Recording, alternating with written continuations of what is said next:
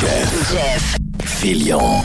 Radio X. OK, de retour sur Radio X on est quoi, mercredi? On est-tu mercredi? Oui, on est mercredi midi.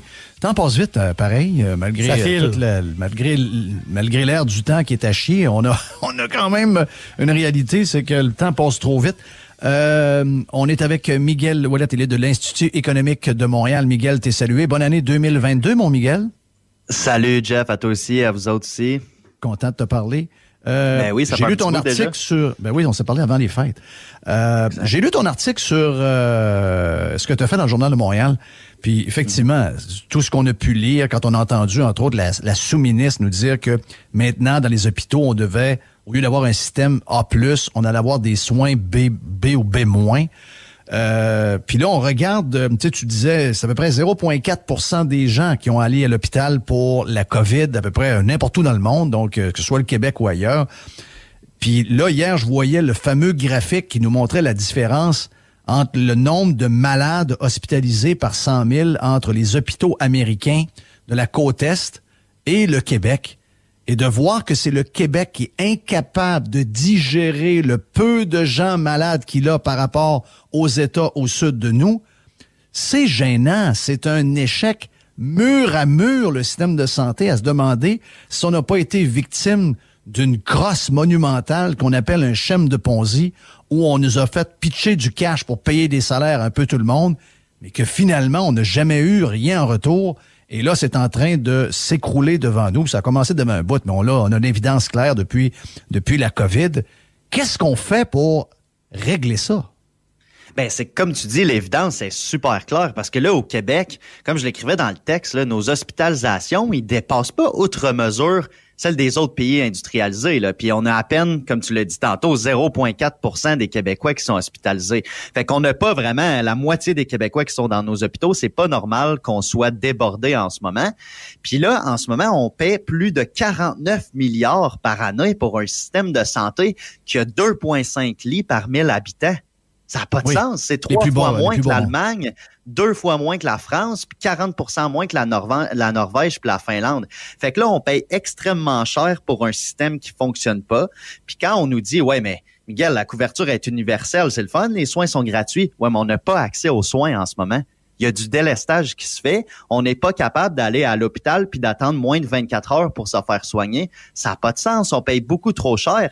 Donc là, à partir de ce moment-là, quand on fait ce constat-là, puis là, je pense qu'il y a quand même plusieurs gens là dans la population qui commencent à se dire, ouais, le problème, c'est peut-être le système de santé. Il faut arrêter de mettre des plasters sur une plaie ouverte. Il faut vraiment regarder la racine du problème qui est le système. Puis moi, dans cet article-là, je disais, à la place de passer de soins A+, supposément, à des soins B. Ouais, pourquoi on passe pas d'un système B à un système A+? Oui, c'est ça qu'il faut. Il faut parce que je pense qu'on était à B. Elle rêvait en couleur de nous dire, Miguel, qu'on était à A+. Oui. On n'était pas A+. On était plus déjà à B. Là, elle veut nous descendre à C. Mais toi, tu dis, est-ce qu'on se donne les outils pour passer de B- à A+? Mais, tu sais, là, il nous parle encore de rénover encore, de refaire du neuf avec du vieux. C'est ça le discours qu'on entend depuis une semaine. Là, M. Dubé travaille fort là-dessus. Sincèrement, ça prend à pépine. Il faut tout démolir, puis on part à partir de la footing, puis on bâtit au complet, là. Ben c'est ça, effectivement. Puis quand on nous parle de soins A+, comme tu dis, OK, peut-être quand on est soigné, tu sais, le personnel soignant au Québec, il est vraiment compétent, mais ça, c'est quand on est soigné qu'on a les soins A+. Mais si on n'a pas accès à ces soins-là, c'est pas des soins A+. Non. Puis en ce moment, comme tu dis, il faut vraiment refaire la fondation du système, puis on est capable de garder les éléments qu'on aime au Québec. Je pense que les Québécois, en moyenne, ils veulent conserver la couverture universelle. On veut payer par nos impôts, puis quand on va à l'hôpital, ça nous coûte rien. OK? Ben ça, c'est possible parce qu'en Europe, c'est exactement ça. Il y a beaucoup de pays comme la Suède, la Finlande, la France, Royaume-Uni, où ce que la couverture universelle est maintenue, mais les établissements de santé sont gérés par le privé. Fait que si t'es un hôpital, là, puis t'es dans le privé, le but, là, pour toi, pour te faire des revenus, c'est d'attirer des patients vers ton hôpital. Alors qu'en ce moment, au Québec, la plus belle affaire qui pourrait arriver, c'est qu'il n'y ait aucun patient dans le système de santé, ça nous coûterait moins cher. Fait qu'en ce moment, le patient au Québec est un coût, alors qu'en Europe, c'est un revenu. Fait que si le patient, c'est un revenu, ben, t'es bien mieux d'augmenter la qualité de tes soins, augmenter l'accessibilité. Puis c'est ça qu'il nous faut au Québec en ce moment. Faut sortir, faut think out of the box, penser hors de la boîte, j'imagine, à la place de toujours jeter de l'argent sur le problème, puis toujours rester dans les solutions temporaires qui ont des conséquences permanentes. Là. Puis Miguel, le monde, je vais pas te décourager. Je vais pas te décourager. T'es jeune, t'es plus jeune que moi. Quand j'avais 25 ans, donc il y a 30 ans, ou 29 ans, tu vois, je veux pas me vieillir, mais il y a 29 ans. Ce que tu viens de dire là, je l'ai entendu du monde. Ouais. Et 29 ans plus tard, puis la raison pourquoi on est dans la marde de même, c'est parce que la personne qui a dit ça il y a 29 ans, on l'a pas écouté. On a manqué de courage pour le faire parce que on est un peu lâche.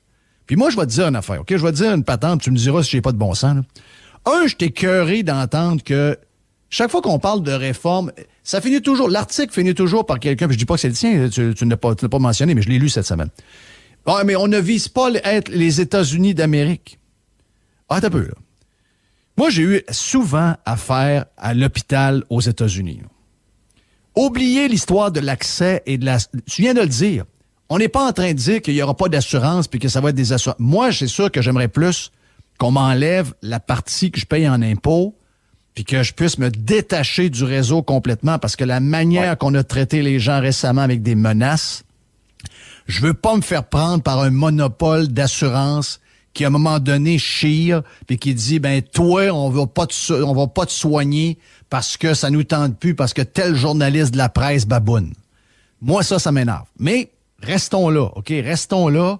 Je pense que ça, tout le monde est d'accord qu'il y a personne qui ne sera pas soigné. C'est une assurance universelle, peu importe qu'elle soit privée ou publique. Tout le monde aura une assurance, puis tout le monde va être soigné. Mais à partir de là, allons voir les meilleurs pour donner les soins. Puis je suis désolé, là, mais s'il y a une place où ça roule, je sais qu'on a une genre de haine naturelle des États-Unis. Oubliez l'assurance. Comment ils donnent les soins. Regardez le nombre, la capacité. Tu sais, il y a des gens qui se disent, comment ça que la Floride fait ça de même? Ils sont donc bien caves. La vraie histoire est là. Ils sont 21 millions. Ils sont capables d'avoir 20 000 personnes malades. Okay? Nous autres, on est 8 millions, puis on est capable de n'avoir... C'était quoi le plus gros qu'on a monté? Je pense que c'était quoi? Il nous disait 800 lits? Ouais, c'est ça. Ben, à 500-600, déjà, il disait que ça allait craquer, là. Bon, ben là, faites la règle de 3. Vous voyez que ça n'a aucun sens. Donc, la vraie histoire, elle est là. Donc, c'est la structure, c'est la manière de faire les choses. Moi, je pense que les grosses compagnies en bourse qui opèrent des hôpitaux, les Cleveland de ce monde, tous ces gros joueurs-là, mon feeling, c'est que ça a l'air à marcher pas pire, le patente. Ben, c'est ça. Puis à chaque fois qu'on dit système américain, les gens, ils se ferment les oreilles, ils se ferment les yeux. On veut rien savoir de ça. Ici, c'est gratuit. Mais l'affaire, c'est que c'est pas gratuit ici. Si on regarde les coûts, là, le Québécois moyen, là, ça lui coûte 4500 $ par année pour le système de santé. 4500 $ par année, Jeff, là. Tu sais, comme moi, c'est une bonne assurance aux États-Unis, là. Ben, mais en plus, c'est que tu as accès aux soins. Ben, dans les faits, ça coûte plus cher chez nous qu'aux États. Là. Ben oui, dans les faits, les gens que moi je connais qui sont aux États, qui ont des assurances, soit payées en partie par l'employeur ou complètement payées par eux autres, sérieux, le nôtre, si vous avez un salaire, si mettons les deux, vous gagnez à la maison 160 000, 150 000 à deux, ben votre assurance, elle coûte plus cher. Puis vous n'avez pas de soins.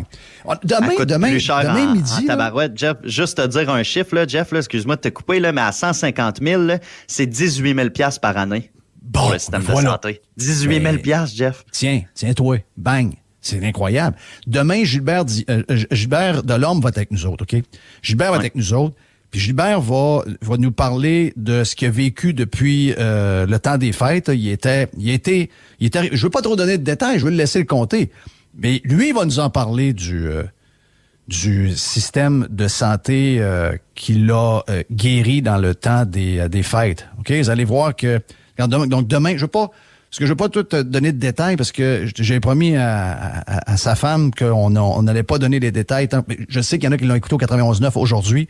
Donc, Gilbert Delorme a fait une première intervention depuis qu'il est arrivé un petit quelque chose dans le temps des fêtes. Mais sais, j'ai jasé avec sa femme, j'ai soupé avec pendant que qu'il est arrivé les affaires. Elle dit, crif, elle dit, c'est quasiment une chance qu'on était ici. Ouais. Tu sais, je veux dire... puis moi, je suis souvent là, puis j'ai vécu là des années, puis j'ai eu affaire aux hôpitaux. C'est deux mondes. Puis chaque fois que j'entends ça, chaque fois que j'entends le maudit discours québécois, « Et là, on veut pas le système américain... » C'est pas l'assurance qu'on parle.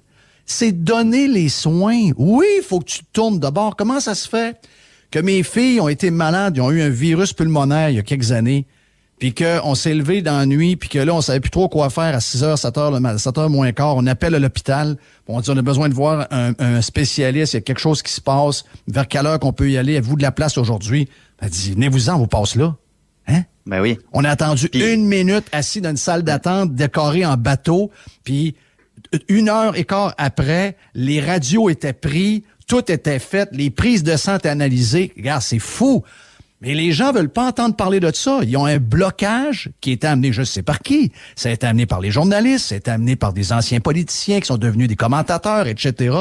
Mais excusez-moi, là, toutes les places sont bonnes, sont toutes meilleures que nous autres. La Suède est bonne, l'Espagne est bonne, les États-Unis sont bonnes. Tout le monde est meilleur que nous. Donc, prenons les meilleures idées puis les meilleurs fonctionnements de partout, puis appliquons-le chez nous, je vois le vert. Ben, on n'a pas besoin de réinventer la roue, là. Comme tu dis, non. Chaque système a du bon, a du mauvais. Mais pourquoi on n'importe pas les bonnes pratiques ici de chacun des systèmes? Si les gens aiment la couverture universelle de la Suède, parfait, on la garde. Si les gens aiment l'accessibilité des soins quand t'appelles le docteur puis il vient 15 minutes chez vous des États-Unis, aime ça, ben, on peut amener ça ici. On est capable d'oser des réformes audacieuses, mais pour faire ça, il faut avoir du courage puis il faut arrêter de se dire c'est le statu quo. Parce que là, Jeff, t'es encore jeune, beau bonhomme, en forme, mais il y en a des vieux au Québec, puis avec le vieillissement de la population, là, c'est la prochaine pandémie, entre guillemets, qui nous guette, là. On n'a pas le choix en ce moment de faire des réformes. Peut-être que là, 25 ans, on avait le luxe de se dire, bon, on va continuer à réfléchir, même si on n'aurait pas dû. Mais là, on n'a plus le choix, là. Ça va péter de partout. Ça pète déjà de partout. En ce moment, avec moins de 1000 hospitalisations, ça va être quoi demain quand les vieux au Québec vont se ramasser tous dans les hôpitaux? On n'a pas le choix. Là, on peut plus réfléchir, il faut agir. Mais là, j'ai besoin de vous autres, là. J'ai besoin de vous autres. Tenet, c'est une des plus grosses firmes d'hôpitaux aux États-Unis. Tu dis à Tenet, moi, je suis PM. Je call le boss de Tenet. Tu regardes, ici, au Québec, là, tu viens t'installer, puis ici, tu bâtis ton hôpital. On fait une histoire, là. Tu bâtis ton hôpital privé, puis nous autres, on va t'envoyer des clients. Voici un bras cassé, je te paye tel montant. Exactement. Une opération pour un pontage, je te paye tel montant. Un traitement de cancer, regarde, on va tout faire la liste. Parfait. T'achètes-tu ce prix-là? Si t'achètes ce prix-là, bâtis ton hôpital, on va t'envoyer des clients. C'est ça. Le gars de Tenet. Donc, ils bâtissent l'hôpital, ils engagent du monde, ils partent la patente. À un moment donné, ils rouvrent la porte, puis OK, on est opérationnel. C'est quoi la différence? C'est quoi la différence entre l'hôpital Tenet puis l'autre bord de la rue? Concrètement, ça va être quoi la différence? Ils vont avoir des employés, ils vont avoir des médecins, du monde qui font le ménage. Mais c'est quoi? Ils vont avoir des lits. Mais pourquoi que Tenet va marcher, puis l'autre bord de la rue, ça va être un bordel total? Pourquoi? Ouais, on les connaît, raison. Non, c'est quoi les raisons? 42 syndicats différents qui tirent tout le monde de leur bord. Voilà. Y a plein d'affaires. Chez Tenet, là, t'auras pas des étages et des étages et des étages de monde qui longe les murs. Des cadres. Et là, la différence. Tenet, en plus, sont spécialisés là-dedans. Là. C'est une entreprise qui fait à peu près 18 milliards par année. Ils savent comment ça fonctionne. Pourquoi l'État au Québec, à place à chaque fois de se dire « je vais moi-même tout créer », pourquoi on fait pas affaire on fait des partenariats publics-privés avec des entreprises qui se spécialisent depuis des années à faire ça? Tenet, là, il engage des médecins, des infirmières, du monde qui font le ménage, ils s'occupent du monde. C'est ça qu'ils font Tenet. L'argent, là, ils le mettent pour soigner le monde, pour t'opérer, pour s'occuper de toi. Nous autres, on engage beaucoup de cadres, là. Mais nous autres, là, on est des longs jeux de mur, plein d'étages de longs jeux de mur. Et là, la différence entre Tenet puis l'autre hôpital là, au bord de la rue. Puis le fait que, vu que c'est l'État quasiment le seul employeur, ben nos infirmières, ils ont même pas le choix. Il faut qu'ils travaillent pour l'État, sont pognés avec leurs conditions, ils ont pas le choix. Tu sais, s'il y a pas de concurrence au Québec, puis c'est ça qui manque. C'est ça qu'il y a partout dans le monde. Le pire, c'est que Tenet, il y a un compétiteur, là, à 2 rues de là, il y a un autre hôpital. Ben, c'est ça. Ça, c'est Cleveland, exact. OK? Cleveland, lui, il dit, Garde, infirmière, je te donne telle condition.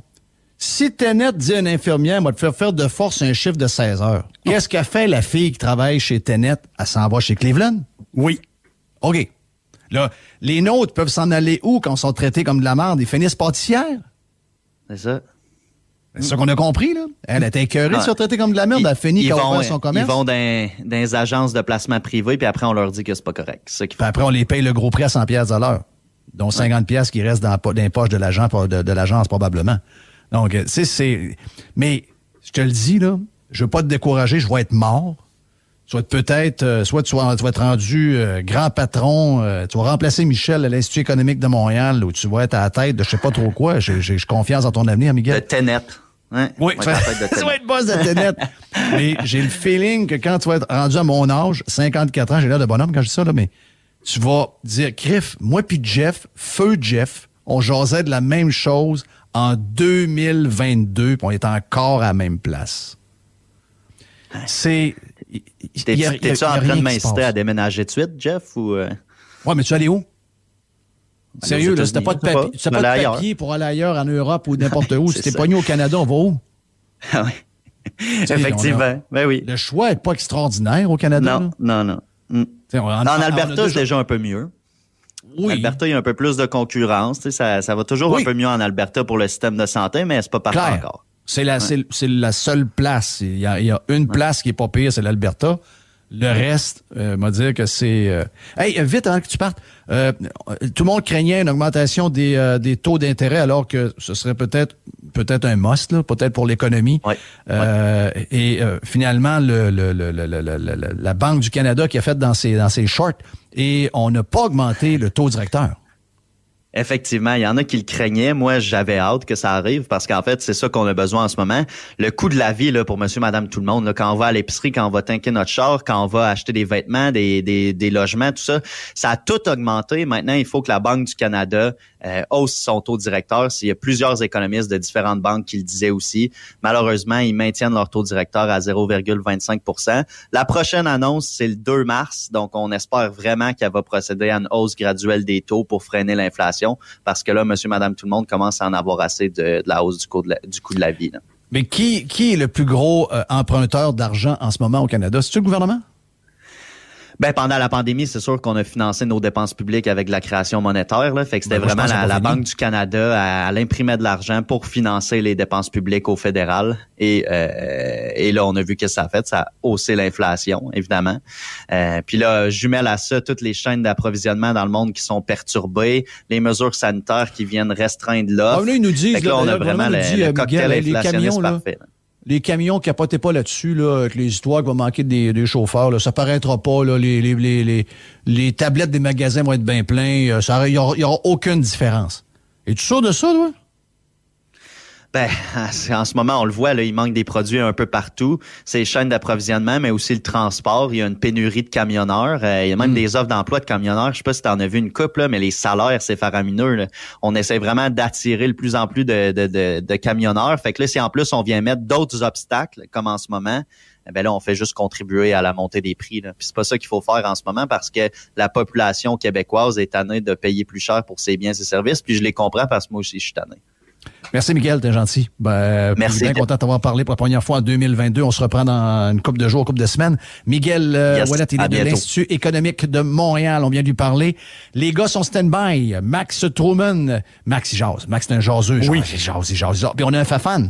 On a le Fafan du CH. Il est en face de moi présentement. Très émotif, probablement très découragé, mais faites-vous-en pas. Il restera toujours un fan du CH malgré tout ce qu'il peut vous dire. Les sera avec nous autres après la pause. On vient dans un instant. Vous êtes sur Radio X. Jeff Fillion. Radio